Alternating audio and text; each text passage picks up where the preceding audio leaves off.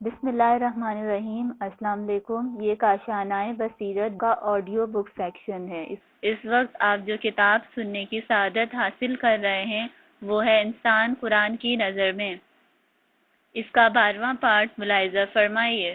پیغمبر اسلام صلی اللہ علیہ وآلہ وسلم، پیغمبر اسلام حضرت محمد مصطفیٰ ابن عبداللہ، جن پر نبوت کا سلسلہ ختم ہو گیا، سن 570 میں آپ کی ولادت باسعادت ہوئی۔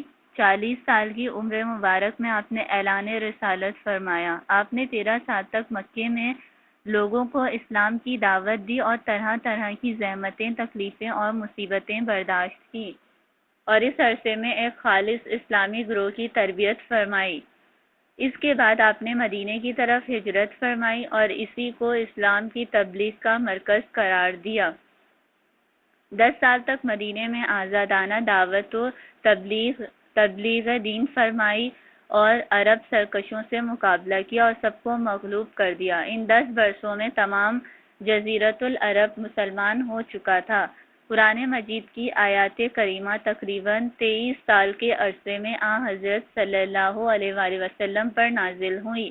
تمام مسلمان قرآن مجید اور حضرت رسول خدا کی مقدس شخصیت کے بارے میں تعجب خیز اور حیرت انگیز عشق و محبت و الفت کا مظاہرہ کرتے تھے۔ رسول اکرم نے 11ویں صدی ہجری میں یعنی مکے سے مدینہ ہجرت فرمانے کے 11ویں سال میں، جبکہ آپ کی تبلیغ رسالت کا 23واں اور آپ کی عمر مبارک کا 63واں سال تھا، دنیا سے رحلت فرمائی۔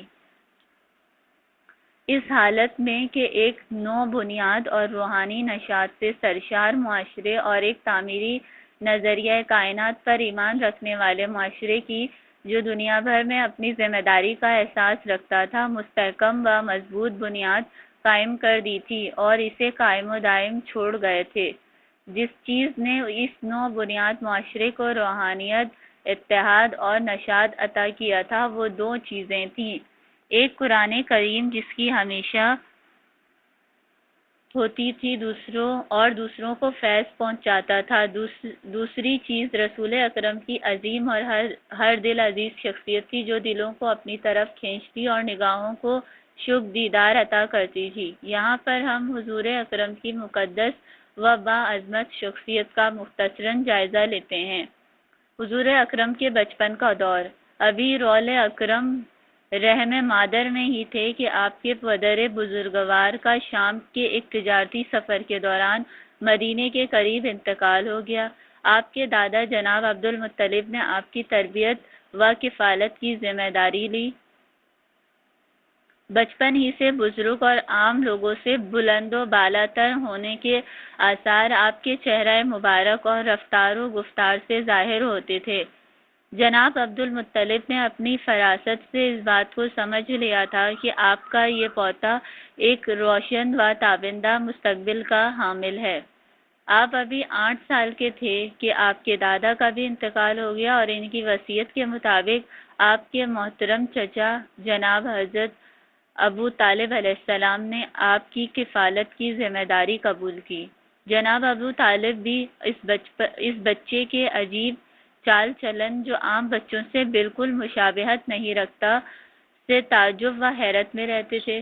کبھی یہ نہیں دیکھا گیا کہ آپ نے اپنے ہمسن اور ہم عمر بچوں کی طرح غذا کے سلسلے میں حرص سے کام لیا ہو۔ آپ تھوڑے سے کھانے پر اکتفا فرماتے اور زیادہ روی سے پرہیز کرتے۔ رسول اکرم کی سیرت، خلق اور خصلت کا جو خلاصہ ہم ذیل میں پیش کر رہے ہیں، وہ خاص کر علامہ بزرگ معاصر عقائے حاج سید ابو الفضل مجتہد زنجانی کے مقالے محمد صلی اللہ علیہ وآلہ وسلم خاتم پیغمبران جلد اول سے استفادہ کیا گیا ہے۔ اپنے ہم عمر بچوں کے برخلاف اور اس زمانے کی عادت و تربیت کے برخلاف، آپ اپنے بالوں کو درست اور اپنے سر اور چہرہ مبارک کو صاف و شفاف رکھتے تھے۔ جناب ابو طالب علیہ السلام ایک روز ذی حضرت نے خواہش کی کہ آپ ان کے سامنے اپنا لباس اتار کر بستر پر آرام کرنے کے لیے جائیں، تو آپ کو یہ خوش یہ خواہش ناگوار گزری، لیکن چونکہ آپ اپنے چچا کے حکم سے سرتابی نہیں کرنا چاہتے تھے، لہذا اپنے چچا سے کہا کہ آپ اپنا منہ پھیریں تاکہ میں اپنا لباس اتار سکوں۔ ابو طالب علیہ السلام بچے کی اس بات سے بہت حیرت زدہ ہوئے، کیونکہ عرب میں اس وقت بچے بڑی عمر والے مرد ہی اپنے جسم کو لوگوں کے سامنے برہنہ کرنے سے پرہیز نہیں کرتے تھے۔ جناب ابو طالب علیہ السلام کہتے ہیں کہ میں نے آپ سے کبھی جھوٹ نہیں سنا، بےہودہ کام کرتے اور بیجا ہنستے ہوئے کبھی نہیں دیکھا۔ بچوں کی کھیل کود کی طرف کبھی رغبت نہیں فرماتے تھے، خلوت نشینی اور تنہائی کو پسند فرماتے تھے، اور ہر حالت میں منسکر المزاج اور متواضع رہتے تھے۔ کاہلی اور بیکاری سے نفرت۔ حضرت صلی اللہ علیہ وآلہ وسلم کاہلی اور بیکاری سے سخت نفرت کرتے تھے اور فرماتے تھے، خدایا سستی، کاہلی، بیکاری، عاجزی اور بدحالی سے تیری پناہ چاہتا ہوں۔ مسلمانوں کو کام کرنے کا شیوے دلاتے تھے اور فرماتے تھے، عبادت کے 70 حصے ہیں اور اس کا بہترین حصہ حلال روزی کمانا ہے۔ امانت۔ بعثت سے پہلے جناب خدیجہ کی طرف سے، جو بعد میں آپ کی زوجیت میں آئی، شام کے ایک تجارتی سفر پر گئے۔ اس سفر میں آپ کی لیاقت و صلاحیت اور ایمانداری کھل کر ظاہر ہوئی۔ آپ نے اپنی دیانت و ایمانداری میں اس قدر زیادہ شہرت حاصل کر لی تھی کہ لوگوں نے آپ کا لقب ہی محمد امین قرار دے دیا تھا اور اپنی امانتیں حضرت کے سپرد کیا کرتے تھے۔ یہاں تک کہ بعثت کے بعد بھی قریش کے لوگ آپ سے عداوت و دشمنی رکھنے کے باوجود اپنی امانتیں آپ کے سپرد کر دیا کرتے تھے۔ اسی وجہ سے مدینے سے ہجرت کرتے وقت حضرت علی علیہ السلام کو اپنے بعد چند روز کے لیے مکہ میں چھوڑا تھا تاکہ ساری امانتوں کو ان کے اصل مالکوں کے حوالے کر دیں۔ ظلم سے مقابلہ۔ زمانہ جاہلیت میں ایک ایسے گروہ کے ساتھ جو خود بھی طاقتور ظالموں کے ظلم و ستم کا شکار تھا، مظلوموں اور کمزوروں کی حمایت اور ظالموں سے مقابلے کا معاہدہ فرمایا تھا۔ یہ معاہدہ مکے کی ایک اہم شخصیت عبداللہ بن جرعان کے گھر منعقد ہوا تھا اور حلف فضول کے نام سے مشہور ہے۔ آپ اپنے دور رسالت میں بھی اس معاہدے کو یاد فرمایا کرتے تھے اور فرماتے تھے کہ میں اس معاہدے کے ٹوٹنے پر راضی نہیں ہوں اور میں اب بھی ایسے معاہدوں میں شریک ہونے کے لیے تیار ہوں۔ گھریلو اخلاق۔ آپ کے گھر میں بہت مہربان تھے۔ آپ اپنی ازواج کے ساتھ کسی قسم کی سختی نہیں کرتے تھے اور یہ بات مکہ والوں کے اخلاق و عادات کے خلاف تھی۔ اپنی بعض ازواج کی بد زبانی کو برداشت کرتے تھے، یہاں تک کہ دوسرے آپ کے اس تحمل و برداشت سے رنجیدہ ہوتے تھے۔ آپ لوگوں کو عورتوں کے ساتھ اچھی معاشرت کی تاکید فرماتے تھے اور فرماتے تھے کہ تمام لوگ اچھی و بری عادات کے حامل ہوتے ہیں، لہذا مرد کو یہ نہیں چاہیے کہ اپنی بیوی کے صرف ناپسندیدہ پہلوؤں پر ہی نظر رکھے اور اپنی بیوی کو چھوڑ دے، کیونکہ اگر اس کی ایک خصلت سے اسے رنج پہنچاتا ہے تو اس کی دوسری خصلت مرد کی خوشنودی کا باعث بھی ہوتی ہے، اور ان دونوں خصلتوں کو ساتھ نظر میں رکھنا چاہیے۔ آپ اپنے فرزندوں اور نواسوں پر حد سے زیادہ شفیق اور مہربان تھے، ان سے بے پناہ محبت کرتے تھے، اپنی آغوش میں انہیں بٹھاتے تھے، انہیں اپنے کاندھوں پر سوار کرتے تھے، ان کا بوسہ لیتے تھے۔ یہ سب باتیں اس زمانے کی رائج عادات و خصوصیات کے برخلاف تھیں۔ ایک روز مدینے کے شرفاء میں سے ایک شخص کی موجودگی میں آپ اپنے ایک نواسے حضرت امام حسین علیہ السلام کا بوسہ لے رہے تھے کہ اس شخص نے کہا، میرے 2 بیٹے ہیں، میں نے آج تک ان میں سے کسی ایک کا بھی بوسہ نہیں لیا۔ آپ نے فرمایا، من لا یرحم، جو شخص مہربانی نہیں کرتا، خدا کی رحمت و مہربانی اس کے شامل حال نہیں ہوتی ہے۔ مسلمانوں کے بچوں کے ساتھ بھی آپ مہربانی فرماتے تھے، ان کو اپنے زانوئے مبارک پر بٹھا کر ان کے سروں پر دست شفقت پھیرتے تھے۔ کبھی کبھی مائیں اپنے چھوٹے بچوں کو حضرت کو دیتی تھی کہ حضرت ان کے واسطے دعا فرمائے۔ کبھی ایسا بھی اتفاق ہو جاتا تھا کہ وہ بچے آپ کے لباس پر پیشاب کر دیتے تھے اور اس وجہ سے آپ سے مائیں پریشان اور شرمندہ ہو جایا کرتی تھی کہ بچے کے پیشاب جاری رہنے کو روک دیں تو حضرت انہیں اس کام سے سختی کے ساتھ منع فرماتے کہ بچے کے پیشاب کو مت روکو، اور جہاں تک میرے کپڑوں کے نجس ہونے کا تعلق ہے تو میں انہیں پاک کر لوں گا۔ غلاموں کے ساتھ آپ کا سلوک۔ حضرت غلاموں پر حد سے زیادہ مہربان تھے۔ آپ لوگوں سے فرماتے تھے کہ یہ سب تمہارے بھائی ہیں، جو غذا تم کھاتے ہو وہی غذا انہیں بھی کھلاؤ، اور جو کپڑا تم پہنتے ہو وہی کپڑا انہیں بھی پہناؤ۔ طاقت فرسا اور مشکل کام کا بوجھ ان پر مت ڈالو، خود تم بھی کاموں میں ان کی مدد کیا کرو۔ حضرت فرماتے تھے ان کو غلام اور کنیز کہہ کر نہ پکارو، کیونکہ ہم سب خدا کے مملوک اور بندے ہیں، اور مالک حقیقی خدا ہے، بلکہ انہیں لفظ فتح جوان مرد یا فتح جوان عورت کے لفظ سے پکارو۔ اسلامی شریعت میں غلاموں اور کنیزوں کی آزادی کے لیے وہ تمام ممکنہ سہولتیں فراہم کی گئی ہیں جن کے نتیجے میں انہیں مکمل آزادی نصیب ہو۔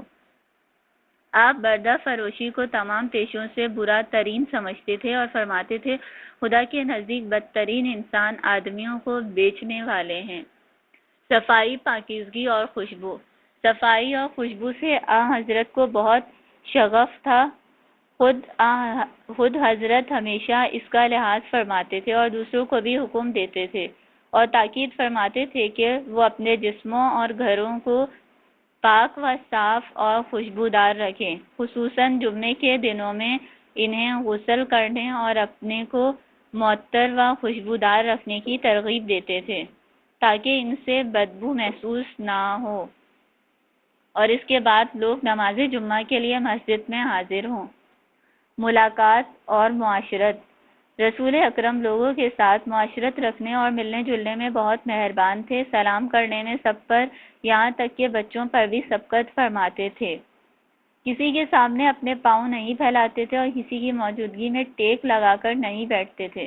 زیادہ تر دو زانوں بیٹھتے تھے۔ مجلسوں میں دائروں کی شکل میں نشست رکھتے تھے تاکہ مجلس میں بلند و پست جگہ کا وجود ہی نہ ہو اور تمام جگہوں کا درجہ برابر ہو۔ اپنے احباب کے بارے میں دریافت فرماتے رہتے، اگر اپنے اصحاب میں سے کسی شخص کو ترین روز تک نہ دیکھتے تو اس کے متعلق خاص طور سے معلومات فرماتے۔ اگر وہ مریض ہوتا تو اس کی عبادت کے لیے تشریف لے جاتے، اور اگر وہ کسی پریشانی میں مبتلا ہوتا تو آپ اس کی مدد فرماتے۔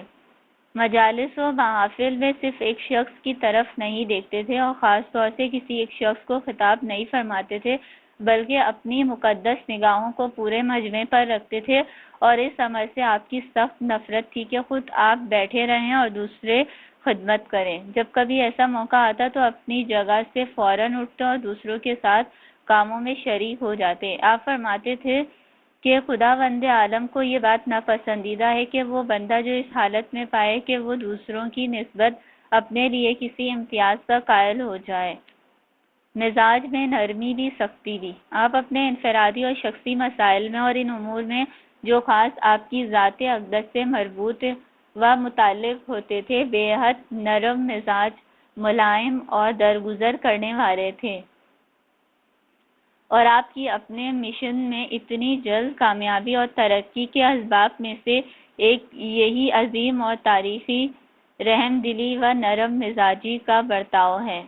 لیکن اصولی اور اجتماعی امور میں جہاں قانون کی حد شروع ہو جاتی وہاں آپ سختی سے پیش آتے، اور پھر اس موقع پر درگزر کی کوئی گنجائش نہیں رہتی تھی۔ فتح مکہ اور قریش پر کامیابی حاصل ہو جانے کے بعد آپ نے قریش کی تمام عداوتوں اور ان کی بدسلوکیوں کو جو انہوں نے پورے 20 سال کے عرصے میں حضرت کے خلاف روا رکھی تھی، ان سب سے آپ نے چشم پوشی فرمائی اور سب کو ایک ساتھ معاف کر دیا۔ اپنے پیارے چچا حضرت حمزہ کے قاتل کی توبہ قبول کر لی، لیکن اسی فتح مکہ کے موقع پر چوری کے جرم میں پکڑی گئی اور اس کا جرم بھی ثابت ہو گیا۔ اس عورت کا خاندان قریش کے شرفاء میں سے تھا اور وہ لوگ حد جاری ہونے کو اپنے لیے توہین سمجھے تھے، چنانچہ ان لوگوں نے رسول خدا کی خدمت میں بہت دوڑ دھوپ کی اور بہت کوششیں کی کہ اس عورت پر حد نہ جاری کی جائے اور حضرت اس سے صرف نظر اور درگزر فرمائیں۔